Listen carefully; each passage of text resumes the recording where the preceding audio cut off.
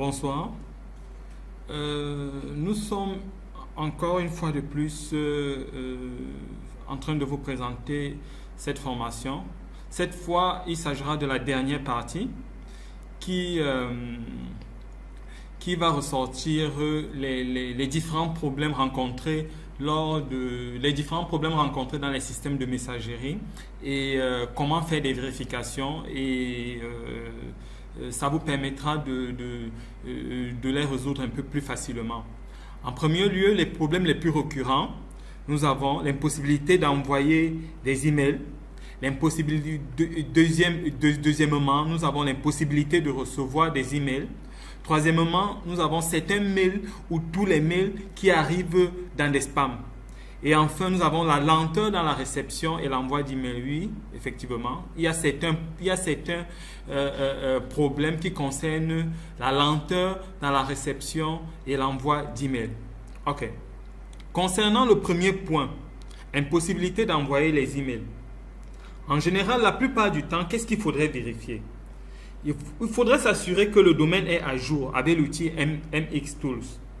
Parce que certains administrateurs ne mettent pas en place des éléments de notification leur permettant de vérifier que le domaine expire bientôt. Et en général, dans ce genre de situation, ils font face à des problèmes de réception d'email parce que le domaine a expiré. Bon. Ensuite, vous pouvez aussi vérifier si les services du serveur de messagerie sont activés. Ça, tous les différents serveurs de messagerie, que ce soit Zimbra, que ce soit Exchange, que ce soit Domino, pour ne citer que cela, ont différents services fonctionnant dans leur structure. Pour le cas des Zimbra, pour vérifier les services, vous devez vous connecter à votre serveur de messagerie.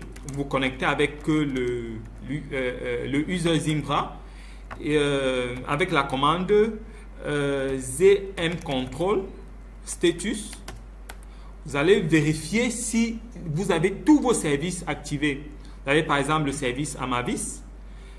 Ici, on vous dit qu'il est running, c'est-à-dire qu'il est actif. Vous avez le service anti-spam, il est actif, antivirus, LDAP, Logger, Mailbox, Memcache, MTA qui permet d'envoyer les emails, le fameux MTA, Mail Transfer Agent, OpenDekim, Proxy, Service Web Application, toutes ces informations. Vous avez ces différents services. Vous voyez à ce niveau que ils sont running. Si vous rendez compte un seul instant qu'un service est down, il faudrait relancer le service juste en faisant ZM Control Restart. Et ensuite, lorsque vous faites le restart, il va relancer les services et vous refaites un ZM Control Status pour voir si tous les services sont relancés. OK. Ensuite, si le problème ne se pose pas au niveau des services et que vous n'arrivez toujours pas à recevoir les mails, vérifiez si le MTA est up. En faisant par exemple un telnet. Ici par exemple, ici, je vais faire un nmap localhost. Je suis dans le serveur. Vous avez le port 25 qui est bien up. Vous avez le 587, le 465 qui est up. Je peux venir à partir de ma machine cliente. Je fais juste un telnet. Le serveur de messagerie mail pour email CM port 25. Voilà, vous voyez bien que le serveur est up. Regardez ce qu'il affiche comme information. 220, le nom FQDN du serveur, ESMTP et le nom du serveur MTA qui est postfixe. À ce niveau, vous voyez que le serveur est bien up. Bon, ensuite, si vous voyez que le serveur est bien up, vérifiez si votre réseau local ou Internet fonctionne. Parce qu'en général, on ne se rend pas souvent compte que quand Internet part, et on se met peut-être à demander à un prestataire de nous envoyer un email et on ne le reçoit pas. Et en fait, on accuse peut-être le serveur de messagerie alors que c'est lié à Internet. Donc, tout simplement, vous pouvez faire un ping Si je viens, je fais un ping sur www.google.fr, vous voyez qu'Internet marche. Internet marche. Ensuite, si c'est OK à ce niveau, vérifiez votre POP et votre IMAP. C'est-à-dire, je vais faire un autre telnet. Je vais faire un autre telnet. Telnet, email.poweremail, CM 995. Vérifie. Vous voyez bien qu'il est bien accessible. Vous voyez bien que notre POP est bien accessible. Notre POP 3S est bien accessible. Maintenant, je vais vérifier l'IMAP. Telnet-mail.poweremail-cm 993. Vous voyez aussi qu'il est accessible. À ce niveau, il n'y a pas de souci. Vous allez vous rendre compte que dans la plupart du temps, si vous ne recevez pas les mails, c'est que vous avez l'un des soucis ici présent. Ou bien c'est que vous n'avez pas tenu compte de ces différents points. Et rassurez-vous aussi de comment je peux dire ça, que votre boîte ne soit pas pleine. Parce que si votre boîte est pleine, automatiquement, vous ne recevrez pas d'email. Et à ce moment, demandez si tous ces éléments, si vous ne rencontrez aucun problème sur tous ces éléments que je viens de citer, demandez à la personne qui essaie de vous envoyer l'email de vous signaler exactement quelle est l'erreur qu'il a lorsque le mail de notification de non-envoi lorsque le mail de notification de non-envoi lui est retourné. Quel est le message qu'il a? En général, le message, c'est en bas de la page, c'est-à-dire à la fin de la page de l'email. Donc, il peut vérifier ça et vous donner ces informations. OK. Maintenant, en deuxième point, les problèmes concernant l'envoi d'email. Vérifiez si vos services email sont up. On a vu tout à l'heure comment vérifier si les services sont up. Vérifiez si vous n'avez pas un firewall qui bloque l'envoi d'email. En général, les gens font des configurations dans leur réseau et ils ne savent pas, comme ils ne connaissent pas très bien gérer les ports, ils bloquent sans s'en rendre compte. Vérifiez que votre serveur de messagerie ne bloque rien. Vérifiez si votre adresse de sortie est blacklistée. Avec MX Tools, vous pouvez vérifier si votre adresse email est sortie pour les serveurs de messagerie qui vont sur Internet. Donc, vous faites juste une vérification sur blacklist. Et si c'est blacklisté, prenez des mesures pour les déblacklister. Ça peut être votre ISP qui est responsable de ce blacklistage. Parce qu'en général, dans le blacklistage, il y a plusieurs niveaux. Niveau 1, niveau 2, niveau 3. Niveau 1, de blacklistage, ça peut être juste votre adresse. Niveau 2, il est possible que ce soit le réseau dans lequel est contenue votre adresse. À ce niveau, vous vous référez à votre ISP. Et il est aussi possible que ce soit l'AS, c'est-à-dire l'identifiant qui caractérise votre ISP dans tout le monde entier. Il est possible que ce soit tout l'AS qui soit blacklisté.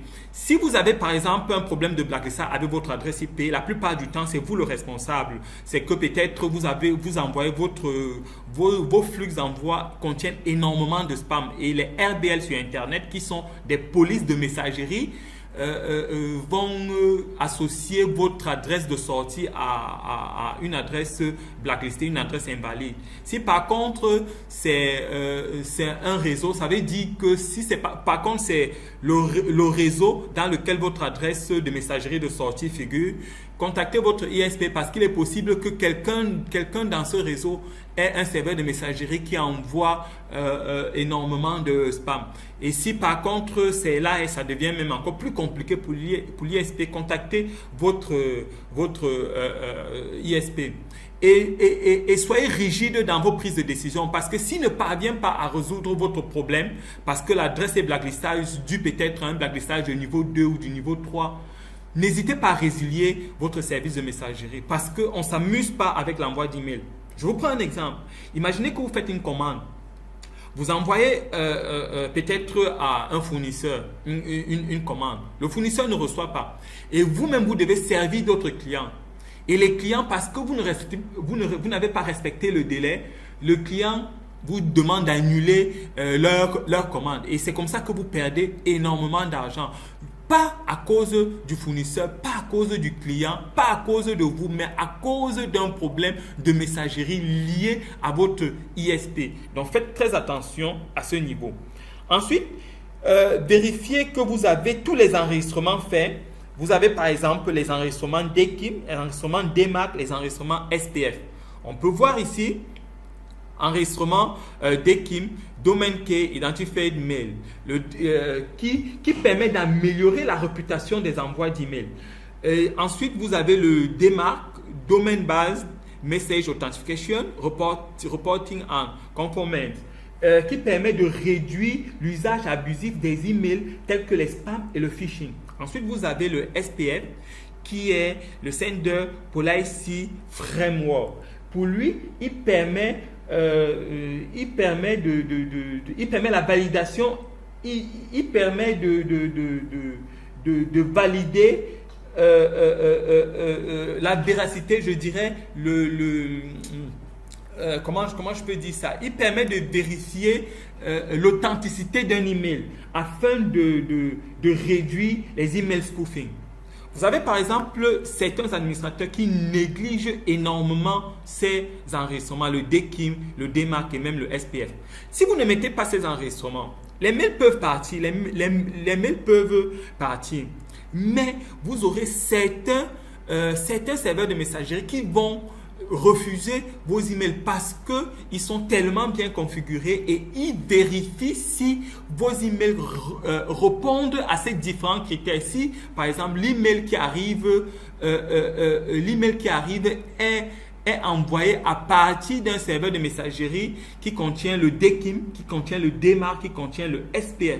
Donc, rassurez-vous que vos services de messagerie contiennent ces informations.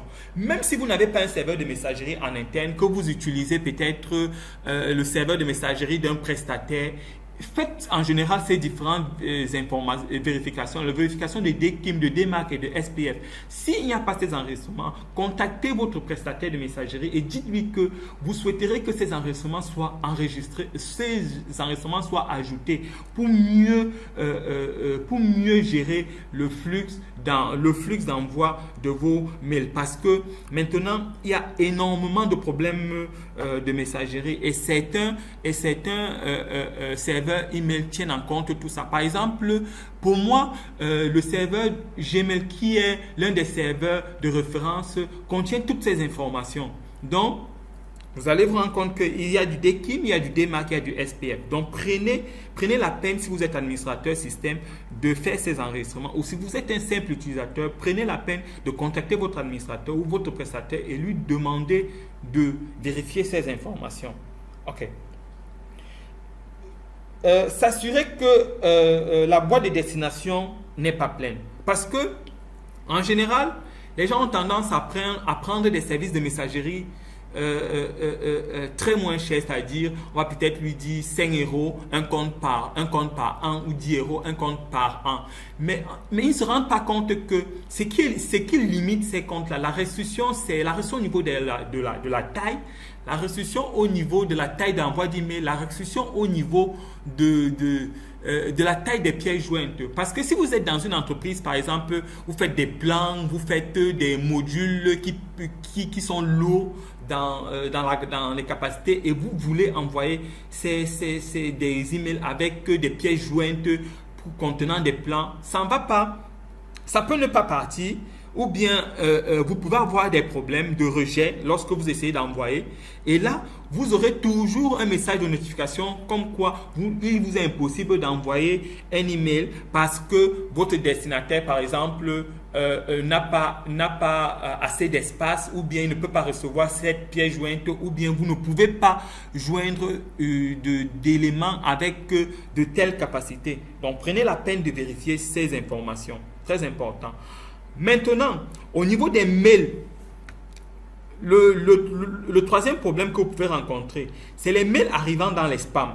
En général, vous avez certains mails qui arrivent dans les spams et dans certains cas, et dans d'autres cas, tous les mails arrivent dans les spams. Il est très important pour les mails qui arrivent dans les spams de vérifier vos enregistrements DKIM, DMARC, SPF, parce que certains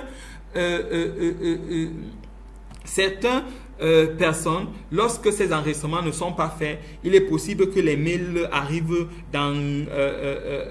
ils acceptent vos emails, même si vous n'avez pas ces enregistrements, mais ils les renvoient dans les spams. Et en général, vous savez que les gens ont peur des spams. Donc, un mail important peut arriver dans un spam, il ne va pas le traiter. Donc, faites très attention. Et aussi, très important, vérifiez le blacklistage. Parce que si votre serveur est blacklisté, certaines personnes peuvent accepter la réception de vos emails, mais vont envoyer vos emails dans les spams. Ensuite, dernier point, lenteur dans la réception et de l'envoi d'emails. Lorsque vous avez des problèmes de lenteur dans la réception et l'envoi d'emails, vérifiez votre connexion locale. Si vous avez un serveur qui ne va pas sur Internet, c'est-à-dire parce que vous pouvez avoir un goulot d'étranglement dans votre réseau, ou bien vérifiez votre connexion. Après, si vous avez vérifié votre connexion locale, vérifiez votre connexion Internet. Vous pouvez avoir une saturation. C'est pour ça qu'il est très important de faire une qualité de service lorsque vous avez des services de messagerie et peu de personnes le font. Et pour parler de cela, nous avons un autre module sur les UTM comme PF5 et FortiGate qui permet de faire de la qualité de service. Même si vous êtes face à une saturation de bande passante, vos trafics critiques vont passer comme les mails, comme la téléphonie, etc. Ensuite, vérifiez l'état de votre disque. Il est possible que peut-être le disque soit déjà en train de vouloir être saturé ou ce genre d'informations. Vérifiez ces informations. Ceci dit, nous sommes arrivés à la fin de notre formation de messagerie et nous attendons vos remarques. Et n'oubliez pas que nous avons d'autres modules de sécurité, d'autres modules de configuration de téléphonie, d'ERP et je ne peux citer que cela. Toujours, bien entendu, avec des systèmes open source. Merci bien.